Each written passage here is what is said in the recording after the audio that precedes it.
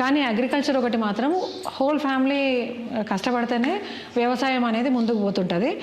అట్లాంటి పరిస్థితులలో కుటుంబం మొత్తం కూడా వ్యవసాయంలో ఉండి వచ్చినటువంటి ప్రొడక్ట్స్ని తీసుకెళ్ళి మనం మార్కెట్లో, ఇప్పుడు కూరగాయలు పండినాయి, కూరగాయలు తీసుకెళ్ళి మనం మార్కెట్ చేసుకోవాలి. అప్పుడు రైతులకే మిగలటం లేదు.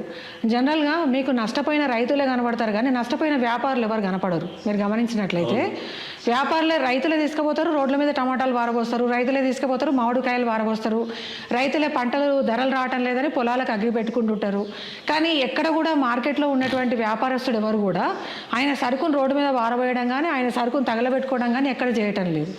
అంటే అక్కడ మెయిన్గా జరుగుతుంది ఏంటంటే, వ్యవసాయం చేసేటటువంటి వ్యవసాయదారునికి, వస్తువు ఉపయోగించుకునేటటువంటి వినియోగదారునికి మధ్యలో ఉన్నటువంటి వ్యాపారస్తుడు, మీడియేటర్ ఎవరైతే ఉన్నాడో, మీడియేటర్ని కనుక పక్కకు జరిగి వ్యవసాయం చేసే రైతే వ్యవసాయం చేస్తే వ్యాపారస్తుడిగా మారితే తప్ప ప్రస్తుతం ఉన్నటువంటి పరిస్థితులలో సమాజంలో నిలబడడం అనేది చాలా కష్టతరమైనటువంటి విషయం.